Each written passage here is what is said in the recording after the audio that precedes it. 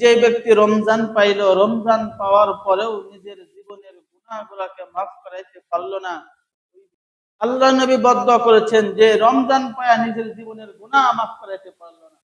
এখন আমাদের সবচেয়ে বড় চ্যালেঞ্জ হলো আসলে আমরা আমাদের জিন্দেগীর গুনাহগুলো আল্লাহ পাকের নাফরমানি থেকে আমরা মুক্ত হতে পেরেছি কিনা, এটাই এখন সবচেয়ে বড় আমাদের চিন্তা করার বিষয়।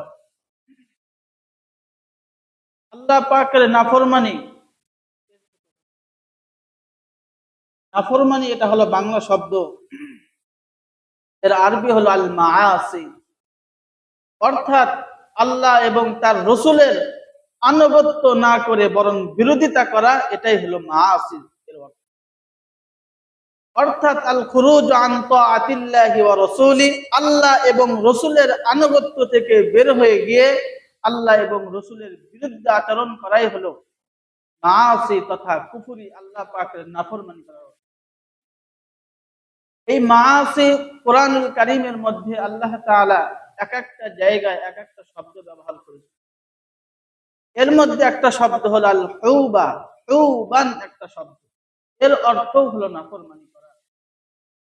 সূরা নিসা আয়াত 2 আল্লাহ তাআলা বলেন, ওয়াতুল ইয়াতামা আমওয়ালাহুম ওয়ালা তাতাবাদদালুল খাবিসা বিত-তাইয়্যিব ওয়ালা তাকুলু আমওয়ালাহুম ইলা আমওয়ালিকুম ইন্নাহু কানা হুবান কাবীরা। আল্লাহ তাআলা বলেন, তোমরা এতিমদের সম্পত্তি তোমাদের সম্পত্তির সাথে মিশ্রণ করে মিশিয়ে তাদের ভালো সম্পত্তি তোমরা ভক্ষণ করো, আর তোমার খারাপ সম্পত্তি যেটা মন্দ নিকৃষ্ট এটাকে তাদের পরিবর্তে ভালোটা নিয়ে তোমরা খারাপটা তাদেরকে দাও। এই যে পরিবর্তন করো, এই পরিবর্তন তোমরা করিও না। ওয়ালা তাকুলু আমওয়ালাহুম ইলা আমওয়ালিকুম, এবং তোমরা তাদের সম্পত্তির সাথে তোমাদের সম্পত্তি মিশিয়ে তাদের সম্পত্তি তোমরা ভক্ষণ করিও না।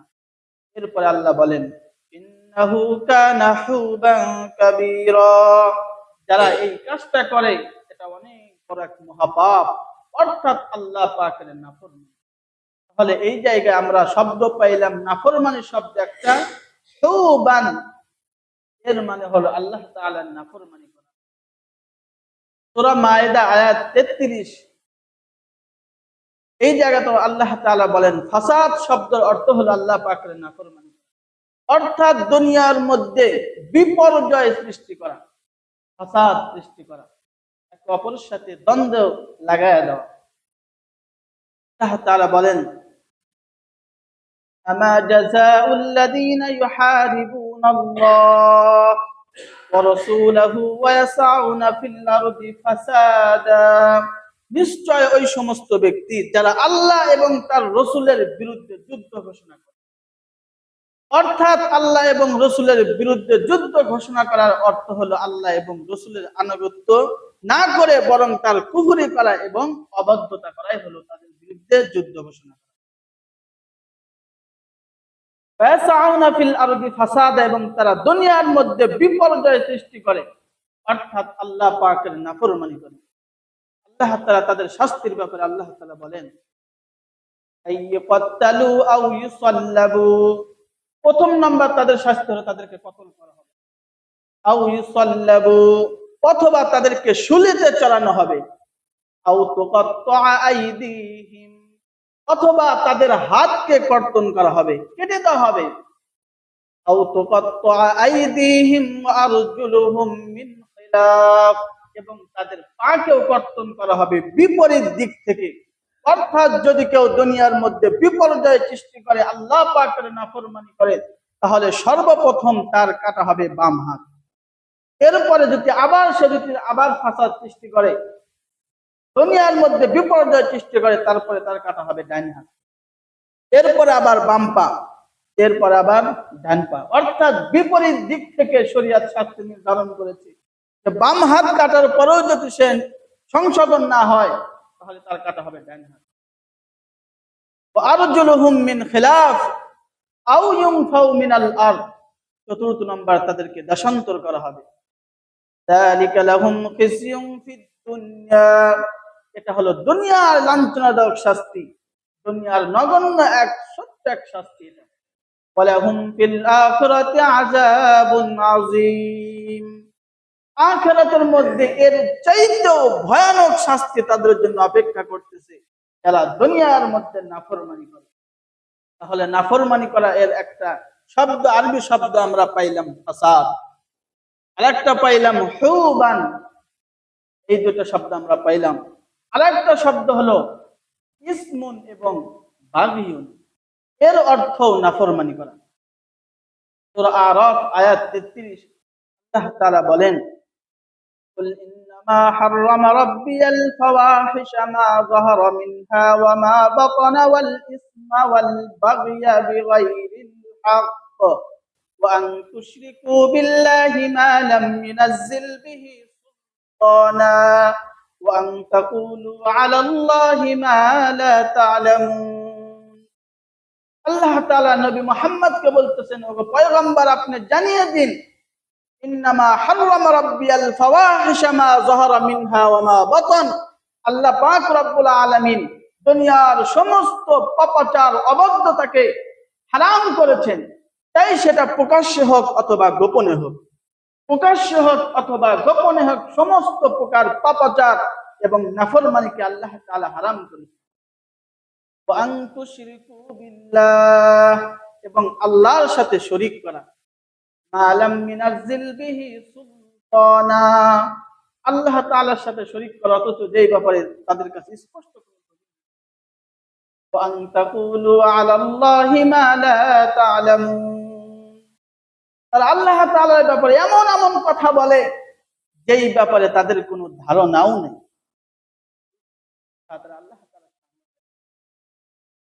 তাহলে এইখান থেকে আমরা একটা শব্দ পাইলাম ইসমুন, আর একটা পাইলাম বাগিয়ুন, এই দুইটা শব্দের অর্থ হলো নাফরমানি। এই সূরা আরাফের 166 নম্বর আয়াতের ভিতরে আরেকটা শব্দ আতাউ, এর অর্থও নাফরমানি। সর্বশেষ একটা কথা বোঝানোর জন্য আমি এই শব্দগুলো টানতেছি। আতাউ শব্দ এর অর্থ হলো নাফরমানি করা। সূরাতুল আরাফ আয়াত 166 আল্লাহ তাআলা বলেন, ফালাম্মা আতাউ আম্মা নুহু কুলনা লাহুম কুনু কিরাদাতান খাসিন, তখন আমি আল্লাহ পাক রব্বুল আলামিন তাদেরকে নিষেধ করলাম তোমরা এই কাজটা করিও না, এরপরেও তারা সীমালঙ্ঘন করলো।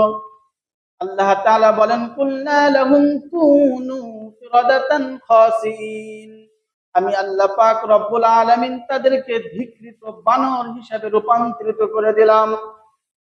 তাদেরকে নিষেধ করলাম এই কাজ তোমরা করিও না, এরপরেও তারা যখন সেই কাজটা করলো, আমি আল্লাহ পাক রব্বুল আলামিন তাদেরকে বানর বানায় দিলাম, নিকৃষ্টতম বানর বানায় দিলাম। অর্থাৎ এই আয়াতের পিছনে ছোট্ট একটা ঘটনা আছে। হযরত মূসা আলাইহিস সালাতু ওয়াস সালামের উম্মতের নাম ছিল কি? বনি ইসরাইল। এই বনি ইসরাইল, এদেরকে আল্লাহ পাক রব্বুল আলামিন বলেছিল যে তোমরা শনিবার দিন মাছকে শিকার করো না। অর্থাৎ শনিবার দিন সমুদ্রের সমস্ত মাছগুলো নদীর কিনারায় এসে আল্লাহ তাআলার তাসবিহ তাহলিল এবং ইবাদতের ভিতরে কাটাইতো মাছ। এই দিন মাছ ধরা নিষেধ, তাদেরকে নিষেধ করলো তোমরা মাছ ধরো না। তারা আল্লাহ তাআলা নিষেধ মানলো, ঠিক আছে। এখন তারা চিন্তা করলো শনিবারে তো মাছ ধরা যাবে না, আল্লাহ পাকের নিষেধাজ্ঞা আছে। এখন তারা শুক্রবারে যা জাল পেতে রাখে, কেউ বাধা দিয়ে রাখে, শনিবারে আর ধরে না। রবিবার দিন যখন শনিবারে মাছ কিনারা আসে সেখানে আটকে থাকে, জালে আটকে থাকে, ওই মাছ ধরে রবিবারে। নিষেধ করলো কিন্তু তারা কৌশল খাটায় শনিবারে জাল পাতে, রবিবারে মাছ ধরে। এই কারণে যারা কৌশলে সুদের টাকা ঘুষের টাকা এদিক সেদিক দিয়ে খান বক্ষণ করে, সাবধান। এই যে তারা কৌশল করেছিল কিন্তু কৌশল তারা বাঁচতে পারে নাই। আল্লাহ তাআলা বলেন, কুলনা লাহুম কুনু কিরাদাতান খাসিন, আমি আল্লাহ পাক রব্বুল আলামিন তাদেরকে ধিক্কৃত বানর হিসেবে রূপান্তরিত করে দিয়েছি। পুরো জাতি কমকে আমি বানর বানিয়ে দিয়েছি। কোরআনুল কারীমের একাধিক জায়গায় এক আয়াত আসছে। এখানে একটা শব্দ আসছে আতা, অর্থাৎ নাফরমানি করা। আল্লাহ পাকের নিষেধাজ্ঞা ছিল শনিবার দিন তোমরা মাছকে শিকার করো না, কিন্তু এরপরেও তারা আল্লাহ পাকের নিষেধাজ্ঞাকে অবজ্ঞা করে তারা মাছ শিকার করেছে। আল্লাহ পাক রব্বুল আলামিন এর শাস্তি হিসেবে তাদেরকে বানরে রূপান্তরিত করে দিয়েছে। নাফরমানি করা এর আরেকটা শব্দ হলো যামবুন। যামবুন শব্দের অর্থ হলো নাফরমানি করা। সূরাতুল আনকাবুত নামে একটা সূরা আছে। আনকাবুত সূরার শব্দের অর্থ হলো মাকড়সা। মাকড়সা, আনকাবুত। এই সূরার ৩৯ এবং ৪০ নম্বর আয়াতে আল্লাহ তাআলা বলেন, وقارون وفرعون وهامان। কারুন, ফিরআউন, হামান তাদের প্রত্যেককে আমি ধ্বংস করেছি। ওয়ালাকাদ জাআহুম মূসা বিল বাইয়িনাতি ফাস্তাকবারু ফিল আরদি ওয়া মা কানু সাবিকিন। হযরত মূসা আলাইহিস সালাতু ওয়াস সালাম তাদের কাছে স্পষ্ট দলিল নিয়ে আসছিল। ফাস্তাকবারু, কিন্তু তারা অহংকার করে সেই দলিলকে অবজ্ঞা করেছে। আল্লাহ তাআলা বলেন, ওয়া মা কানু সাবিকিন। তারা দলিলকে ছুঁড়ে ফেলে দিয়ে তারা বিজয় হতে পারে নাই। আমি আল্লাহ তাআলার উপর তারা বিজয় হতে পারে নাই। কারুন, ফিরআউন, হামান, দুনিয়ায় আল্লাহ পাক তাদের সম্পত্তি কম দিয়েছিল, অনেক সম্পত্তি দিয়েছিল, আমরা অনেকেই জানি। সব সম্পত্তি থাকার পরেও আল্লাহ তাআলা বলেন, এই সব কারুন, ফিরআউন, হামান তারা আমি আল্লাহ তাআলার উপর বিজয় হতে পারিনি, তারা পরাজিত হয়েছে। এরপর আল্লাহ তাআলা পরের আয়াতে বলেন, ফাকুল্লান আখাযনা বিযামবি। আমি তাদের প্রত্যেককে তাদের গুনার কারণে, নাফরমানির কারণে আমি গ্রেফতার করেছি। আখাযনা, ধরেছি আমি, বিযামবি, গুনার কারণে। কি গুনার কারণে, কিভাবে আল্লাহ পাক শাস্তি দিয়েছেন? তারপরে আল্লাহ তাআলা বলেন, ফাকুল্লান আখাযনা বিযামবিহি ফামিনহুম মান আরসালনা আলাইহিম হাসিবা। তাদের কারো উপরে আমি পাথরের বৃষ্টি বর্ষণ করেছি। পাথরের বৃষ্টি আমি তাদের কারো উপর বর্ষণ করে তাদেরকে ধ্বংস করেছি। ওয়ামিনহুম মান আখাযাতুহুস সাইহা, এবং তাদের কাউকে আমি ধ্বংস করেছি এক বিকট শব্দ দিয়ে, বিকট আওয়াজ দিয়ে। ওয়ামিনহুম মান খাসাফনা বিহিল আরদা, এবং তাদের কাউকে আমি ধ্বংস করেছি জমিনের ভিতরে ধসিয়ে দিয়ে আমি কাউকে ধ্বংস করেছি। ওয়ামিনহুম মান আগরাকনা, এবং তাদের মধ্যে হতে কাউকে আমি নদীতে চুবিয়ে ধ্বংস করেছি। ওমা কানাল্লাহু লিয়াযলিমাহুম, আল্লাহ তাআলা তাদের উপরে কোনো জুলুম করে নাই। ওয়ালাকিন কানু আনফুসাহুম ইয়াজলিমুন, তারা নিজেরাই নিজেদের উপরে জুলুম করেছিল, নিজেরাই নিজেদের উপরে জুলুম করেছে, আল্লাহ পাক তাদের উপরে জুলুম করে নাই। আল্লাহ পাক রব্বুল আলামিন তাদেরকে গ্রেফতার করেছে, পাকড়াও করেছে যামবুন, অর্থাৎ নাফরমানি করার জন্য। যামবুন শব্দ অর্থ নাফরমানি। এই নাফরমানি করার কারণে আল্লাহ পাক তাদেরকে গ্রেফতার করেছে। একটা শব্দ হলো সাইয়্যাত, এর অর্থ হলো নাফরমানি করা।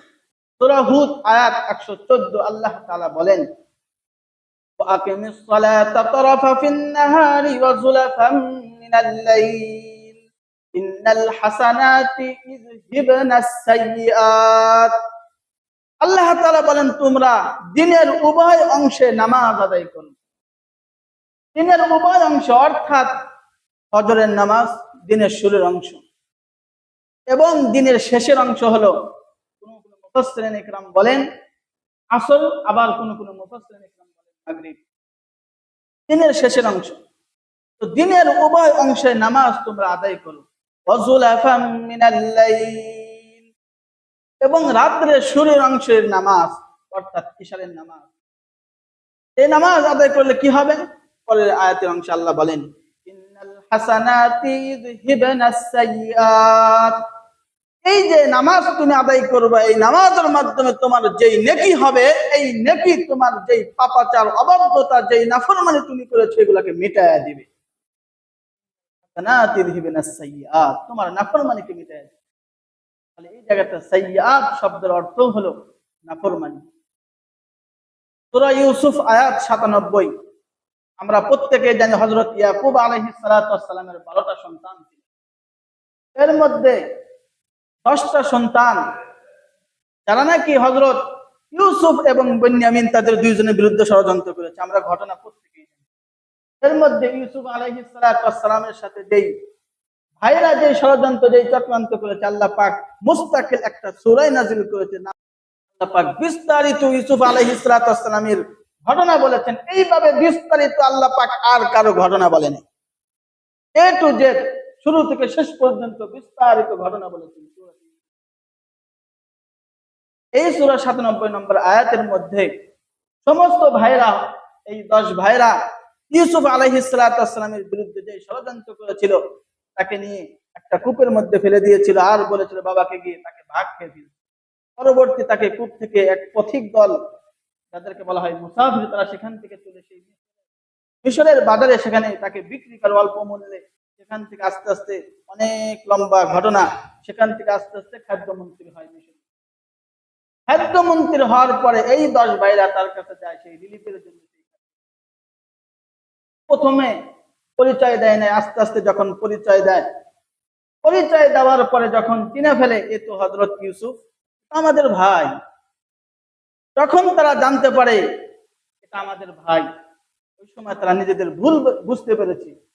এতদিন যে তারা নাফরমানি করেছে, মিথ্যা কথা বলেছে, মিথ্যা কথা বলা নাফরমানি, এই যে কাজ করেছে, এই ভুল বুঝতে পেরে এই 10 ভাই হযরত ইয়াকুব আলাইহিস সালাম তাদের পিতা ডাকতে বলে, قالوا يا أبانا إنا نستغفر لنا ذنوبنا وإنا كنا خاطئين।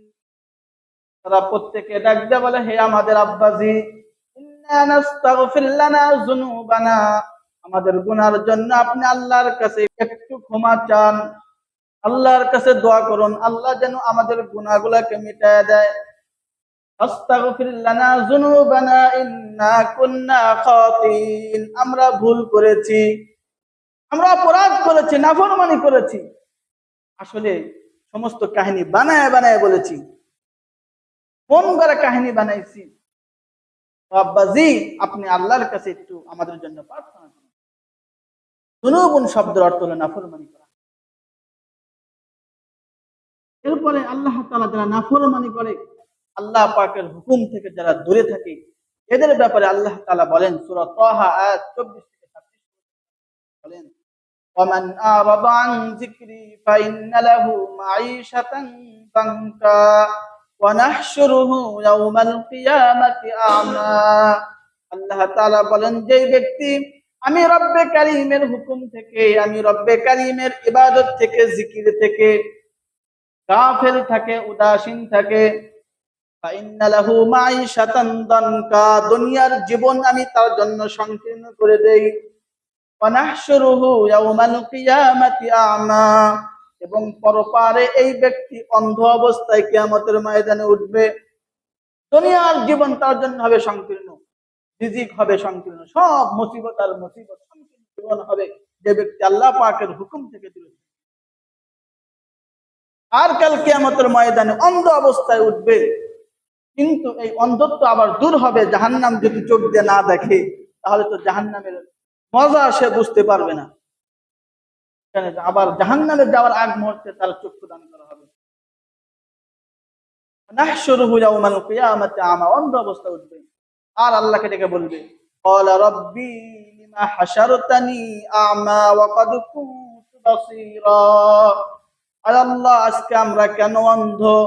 দুনিয়ার মধ্যে তো আমরা চক্ষুষ্মান ছিলাম, আত্মীয় স্বজন পাড়া প্রতিবেশী সবার সাথে কথা বলেছি, চোখ দিয়ে দেখে দেখে কথা বলেছি, সবকিছু করেছি, আজকে কেন আমরা অন্ধ? কেন আজকে আমরা অন্ধ? আল্লাহ তাআলা ওই সময় তাদের কথার জবাব দিবেন, দুনিয়ার মধ্যে আমি আল্লাহ তাআলার হুকুম তোমাদের সামনে ছিল, আমি আল্লাহ পাকের সমস্ত বিধিবিধান তোমাদের সামনে ছিল, থাকার পরেও তোমরা অন্ধ হয়ে থাকো।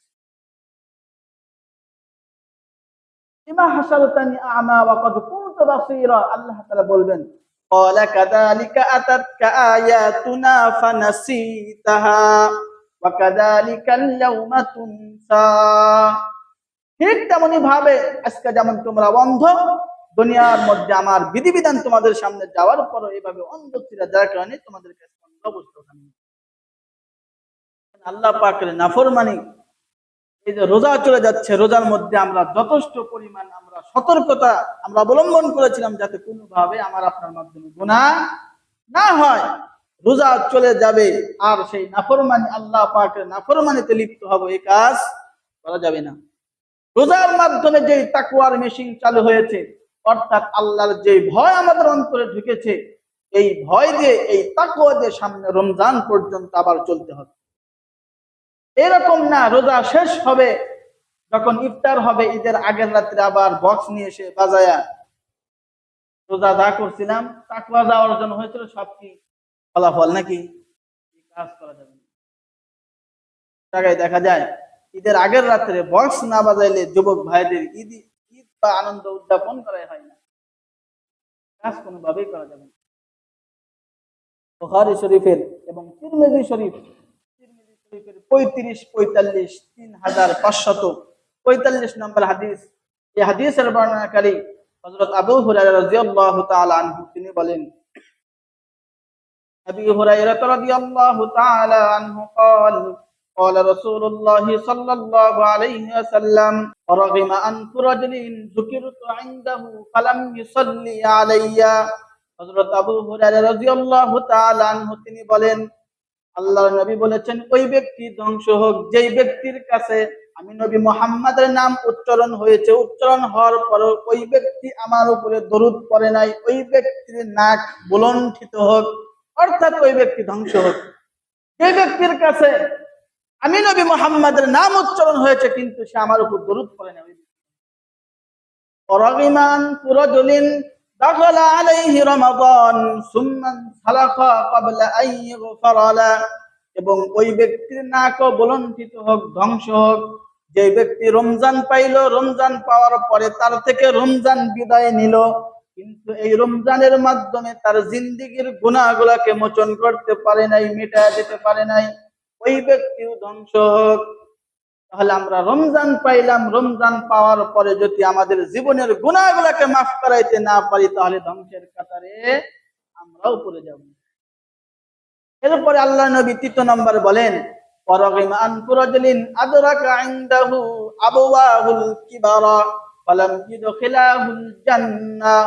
3 নম্বর ওই ব্যক্তিও ধ্বংস হোক যে ব্যক্তি তার আব্বা আম্মাকে বৃদ্ধ অবস্থায় পাইছে, পাওয়ার পরে সে জান্নাত কামাই করতে পারে নাই, জান্নাত সে অর্জন করতে পারে নাই, এই ব্যক্তিও ধ্বংস। আব্বা আম্মার খেদমত করতে পারে নাই, সেবা যত্ন করতে পারে নাই, বৃদ্ধ অবস্থায় পাইছে কিন্তু সেবা যত্ন করতে পারে নাই, এই ব্যক্তি ধ্বংস। আল্লাহ রাসূল 3 ব্যক্তির জন্য বদ্ধ করলেন। এক ব্যক্তি হলো যে আল্লাহ নবীর নাম শোনার পরে দরুদ পড়ে না, 2 নম্বর যে রমজান পায়া নিজের জীবনের গুনাহকে মাফ করাইতে পারলো না, 3 নম্বর ওই ব্যক্তি যে ব্যক্তি বৃদ্ধ অবস্থায় তার বাবা মাকে পাইছে বৃদ্ধ অবস্থায় কিন্তু পাওয়ার পরেও জান্নাত অর্জন করতে পারে নাই। এই কারণে রমজান চলে যাচ্ছে, শুধু ঈদের আনন্দে মেতে থাকা আমাদের বিষয় নয়, বরং আনন্দের সাথে সাথে মাঝে মাঝে একটু চিন্তা করাও দরকার যে রমজানের মাধ্যমে আমাদের জীবনের গুনাহগুলো মাফ হয়েছে কিনা। সূরা তাহরিম আয়াত 8 আল্লাহ তাআলা বলেন, সূরাতুত তাহরিম আয়াত 8 আল্লাহ তাআলা বলেন, ইয়া আইয়ুহাল্লাযীনা আমানু তুবু ইলাল্লাহি তাওবাতান নাসুহা। হে ঈমানদারগণ, তুবু ইলাল্লাহ, তোমরা আল্লাহর কাছে তওবা করো, তাওবাতান নাসুহা, এমন তওবা যে তওবা হলো খাঁটি তওবা। খাঁটি তওবা করো তোমরা আল্লাহর কাছে, অর্থাৎ এমন ভাবে তওবা করা যে আমি ওই গুনাহ একবার করেছি দ্বিতীয়বার আর ওই গুনার ধারের কাছেও যাব না। এরকম না যে তওবা করে পরের দিন আবার কায়েসকের মতো তওবা, আবার বিসমিল্লাহ কা শুরু, এরকম না। তওবা মানে এমন ভাবে তওবা করা যে ওই গুনার কাছে আর জিন্দেগিতে যাব না, এটা হলো তওবা। মাঝে হাদিসের কিতাবে, হাদিসের কিতাবের 4250 নম্বর হাদিস, আল্লাহর নবী বলেন, আত-তাইবু মিনাজ যামবি কামান লা যামবা লা। তওবাকারী হলো এমন যে ব্যক্তি তওবা করলো ওই ব্যক্তির জীবনে কেমন যেন আর কোনো গুনাহই নাই। আত-তাইবু মিনাজ যামবি, যে গুনাহ থেকে তওবা করে, কামান লা যামবা লা, কেমন যেন তার জীবনে আর কোনো গুনাহই নাই। এখানে গুনাহ থেকে ভালোভাবে তওবা করা। ইবনে মাজাহ হাদিসের কিতাবে হাদিসের 4251 নম্বর হাদিস, আল্লাহর নবী বলেন, কুল্লু বানি আদম খাত্তাউন ওয়া খায়রুল খাত্তাইন আত-তাওয়াবুন। প্রত্যেক বনি আদমই হলো অপরাধী, গুনাহগার। আর এই গুনাহগারদের মধ্যে সবচেয়ে শ্রেষ্ঠ হলো ওই ব্যক্তি যে অপরাধ করে, অপরাধ করার পরে আমি আল্লাহর কাছে তওবা করে। আমাদের মাধ্যমে গুনাহ হবে, হবে না তা না। যদি গুনাহ না হতো তাহলে তো আমরা ফেরেশতাই হয়ে যেতাম, তাহলে আমরা ফেরেশতাদের কাতারে থাকতাম। গুনাহ হবে, তবে গুনাহ হওয়ার পরে আমাদের মধ্যে শ্রেষ্ঠ ওই ব্যক্তি যে সাথে সাথে তওবা করে, আল্লাহর কাছে তওবা করবে, আল্লাহ এই যে গুনাহের ভিতরে আমি শরীক হয়েছে, আর কোনোদিন আমি এই গুনাহের ভিতরে। এই ইবনে মাজাহ হাদিসের কিতাব 4253 নম্বর হাদিস, আল্লাহ নবী বলেন, ইন্নাল্লাহা আযজা ওয়া জাল্লা লা ইয়াকবালু তাওবাতা মিনাল আবদি মা লাম ইউগারগির।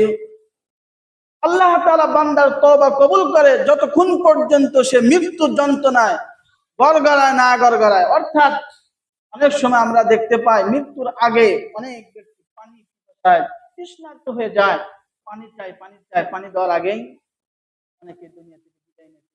একটা মুহূর্ত মৃত্যুর যন্ত্রণায় গড়গড়ায়, এই আগ পর্যন্ত, এই গড়গড়ানোর আগ পর্যন্ত মানুষের বান্দার তওবা কবুল হয়। যখন এই মৃত্যুর যন্ত্রণা শুরু হয়ে যায়, তওবার দরজা সাথে সাথে বন্ধ হয়ে যায়। আল্লাহ নবী বলেন, এই যে মানুষের মৃত্যু যে গড়গড়া যে যন্ত্রণা, এই যন্ত্রণা আগ পর্যন্ত বান্দার তওবা কবুল। এই কারণে সময় থাকতে তওবা করা। আমি আপনি জানি না কোন সময় আমার আপনার হায়াতের জিন্দেগি শেষ হয়ে যাবে। এই চিন্তা করার মানে কোনো কারণ নাই যে আমি তো কেবল যুবক, আস্তে আস্তে বড় হব, বৃদ্ধ হব, দাদা হব, নানা হব। কত যুবক তো এই যে ঈদ সামনে মারা যাচ্ছে, পত্রিকায় নিউজ দেখেন না? সকালবেলা বের হয়, বিকেলবেলা ফিরে আসবে কিনা জানের হুমকি নিয়ে বাড়ি থেকে বের হতে হয়, জানটা হাতে নিয়ে বাড়ি থেকে বের হতে হয়। যে পরিস্থিতি বর্তমান গাড়ি ঘোড়া, এই কারণে সময় থাকতে তওবা করা, হায়াতের জিন্দেগি শেষ হওয়ার আগেই খাঁটি তওবা করা, যাতে আমার আপনার মাধ্যমে গুনাহ না হয়। তিরমিজি শরীফের 3538 নম্বর হাদিস, আল্লাহর নবী বলেন, যেই ব্যক্তি তওবা করলো আল্লাহ তাআলার কাছে, এই তওবা করার কারণে আল্লাহ তাআলা এমন ভাবে খুশি হয় যেমন নাকি কোনো ব্যক্তি তার কোনো সম্পত্তি হারিয়ে যাওয়ার পর ওই সম্পত্তি পাওয়ার পরে যেমন খুশি, ঠিক আল্লাহ তার চাইতে বেশি খুশি হয়। আল্লাহু আফরাহু বিতাওবাতি আহাদিকুম মিন আহাদিকুম বিদাল্লাতিহি ইদা ওয়াজাদা। তোমাদের মধ্যে যদি কোনো ব্যক্তির কোনো সম্পত্তি, কোনো কিছু হারিয়ে যায়, গুরুত্বপূর্ণ জিনিস, এই জিনিসটা পাওয়ার পরে তোমরা যতটুকু না খুশি হও, এর চাইতেও আমার আল্লাহ বেশি খুশি হয় যদি তোমরা গুনাহ করে আল্লাহর কাছে তওবা করো। আমার আপনার যদি কিছু হারিয়ে যায়, কথার কথা আপনাদের এখানে অনেকেই 400 মণ 500 মণ ধান পান, করটিয়া বাজারে আপনারা বিক্রি করেছেন ধান, 300 মণ ধান বিক্রি করেছেন, বিক্রি করে আসার পথে আপনার 300 মণ ধানের টাকা হারিয়ে গেছে, কেমন লাগবে? খুব ভালো, তাই না? 300 মণ ধানের টাকা যদি হারিয়ে যায়, হারিয়ে যাওয়ার পরে আপনি খুঁজতেছেন পান না, কিন্তু হঠাৎ করে এক আল্লাহর বান্দা আপনাকে সেই টাকাগুলো পৌঁছায় দিলেন, আপনি পেয়ে গেলেন, যেটা পাওয়ার কথা না কিন্তু সেটা পাইলেন। পাওয়ার পরে আপনার অনুভূতিটা কেমন হবে, কিরকম খুশি হবেন আপনি? আল্লাহ তাআলা যদি কোনো বান্দা গুনাহ করে, গুনাহ করার পরে যদি আল্লাহর কাছে তওবা করে, এই ব্যক্তি যেমন খুশি, তার চাইতেও আমার আল্লাহ বেশি খুশি হয়। এই কারণে আল্লাহ তাআলার কাছে তওবা করে, আল্লাহ তাআলা তওবার দরজা সবসময় খোলা। হাদিসে কুদসি, তিরমিজি শরীফের 3540 নম্বর হাদিস। এই হাদিস হলো হাদিসে কুদসি। আল্লাহ তাআলা বলেন, ইয়াকুলুল্লাহু তাআলা ইয়া ইবনা আদম, আল্লাহ তাআলা ডাক দিয়ে বলেন, হে বনি আদম, ইন্নাকা মা দাউতানি ওয়া রাজাউতানি গফারতু লাকা আলা মা কানা ফিকা। হে বনি আদম, তুমি যেই পরিমাণ আশা আর ভরসা নিয়ে আমি আল্লাহকে ডাকো, ওই পরিমাণ তোমাদেরকে আমি ক্ষমা করে দেই। ওই পরিমাণ আশা এবং ভরসা নিয়ে আমাকে যে পরিমাণ ডাকো, তার চাইতে ভালোভাবে আমি তোমার আশা এবং ক্ষমা করে দিই। ওয়ালা উবালি ইয়া ইবনা আদম, আল্লাহ তাআলা বলেন, হে বনি আদম, আমি কোনো পরোয়া করি না লাউ বালাগাত যুনুবুকা আনানাস সামাই, যদি তোমার গুনাহ যদি আসমানের কিনারা পর্যন্ত পৌঁছে যায়, আসমান ছোঁয়া ছোঁয়া হয়ে যায়, আস্তাগফারতানি, এরপরে যদি আমি আল্লাহর কাছে ক্ষমা চাও, আস্তাগফারতানি গফারতু লাকা, আমি তোমাকে মাফ করে দেব। ওয়ালা উবালি ইয়া ইবনা আদম ইন্নাকা লাউ আতাইতানি বিকুরাবিল আরদি খাতায়া, এরপরে আল্লাহ তাআলা বলেন, হে বনি আদম, যদি তুমি পুরো দুনিয়া ভরা সমপরিমাণ গুনাহ যদি নিয়ে আমি আল্লাহর কাছে যদি হাজির হও, আতাইতুকা বিকুরাবিহা মাগফিরাতান, তাহলে আমি আল্লাহ দুনিয়া ভরা সমপরিমাণ ক্ষমা নিয়ে তোমার দরবারে আমি হাজির হই। তবে শর্ত একটা, লা তুশরিক বিল্লাহি শাইআ, আল্লাহর সাথে কাউকে শরীক করা যাবে না। এই শিরক গুনাহ ছাড়া বাদ বাকি আমার আপনার জিন্দেগিতে যত গুনাহ আছে আল্লাহ পাক মাফ করে দিবে, শিরক মাফ করবে না। আরেকজনের যারা হক মেলে খান, আরেকজনের সম্পত্তি অবৈধভাবে যারা দখল করেন, এদের কেউ আল্লাহ পাক ছাড় দিবে না। কারণ আরেকজনের হক সম্পত্তি আমরা কেউ দখল করতেও যাব না। বান্দার হক এটা আল্লাহ মাফ করবে না। কিন্তু আমি যত অপরাধ করি, আপনি যত অপরাধ করেন, এগুলো আল্লাহ তাআলার সাথে সম্পর্ক, আল্লাহ পাক চাইলে সেটা। রমজান আমাদের মাস থেকে বিদায় নিয়ে চলে গেল। রোজার মাধ্যমে আমরা কতটুকু অর্জন করতে পেরেছি, রোজার যে ফাজাইল এগুলো আমরা কতটুকু অর্জন করতে পেরেছি। আগামীকাল ঈদের দিন। ঈদ মানে আনন্দ, ঈদ মানে খুশি। শব্দ বলা মাত্র আপনাদের প্রত্যেকের মুখে হাসি চলে আসে। ঈদ মানে আনন্দ। আরবি শব্দের অর্থ হলো ঈদ, যা ঘুরে ঘুরে আবার বারবার আসে, এটাকেই বলা হয় ঈদ। ঈদের দিন কিছু সুন্নাত আছে, বিশেষ করে আগামীকাল যেহেতু ঈদুল ফিতর, ঈদুল ফিতরের মধ্যে সবচেয়ে গুরুত্বপূর্ণ সুন্নাত সকাল সকাল ঘুম থেকে ওঠা। তারা সকাল সকাল ঘুম থেকে উঠবো, উঠে ফজরের নামাজটা জামাতের সাথে আদায় করবো।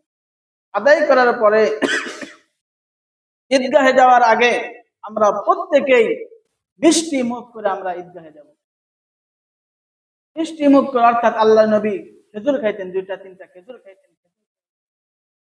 আমরা যে সময় ঈদের নামাজ দেই, ভাত না খেলে কি হয় না, ভাত না খেয়ে থাকা যায় না, এরকম না। ঈদের দিন ফজরের নামাজের পরে যে কোনো নামাজ পড়া মাকরুহ, ঈদের নামাজ পড়ার আগ পর্যন্ত শরিয়াত কোনো নামাজ দেয় না ঈদের দিন। অর্থাৎ ঈদের দিন ফজরের নামাজের পর থেকে শুরু করে ঈদের নামাজ পড়ার আগ পর্যন্ত অন্য কোনো নামাজ পড়ার অনুমতি ইসলামে নাই, কোনো নামাজ পড়ার বিধান নাই। যদি পড়েন, বেশি ছবিগিরি দেখান, মাকরুহ, অপরাধ করলেন সবগুলি দেখাবার গিয়ে। এই কারণে ঈদের দিন যথাসম্ভব আগে আগে কি করা, ঈদের নামাজকে আগায়া দেওয়া। আজকে আমরা নিজেরা গোসল না করে গরুকে গোসল করাই, অথচ আমার আপনার প্রয়োজন ছিল নিজে গোসল করে, নিজে সজ্জিত হয়ে সাজগোজ করে আমি আগে মসজিদে আসি। কিন্তু না, আমার পালের কয়টা গরু আছে, ওদেরকে আগে গোসল করাইতে হবে। আজকে আমার ঈদ না, গরুর ঈদ। এরকম মানে কেমন যেন একটা বিষয় হয়ে দাঁড়াইছে। এখানে ঈদের দিন গুরুত্বপূর্ণ একটা সুন্নাত, মিষ্টি মুখ করে মসজিদে আসা, ঈদগাহে আসা আর কি।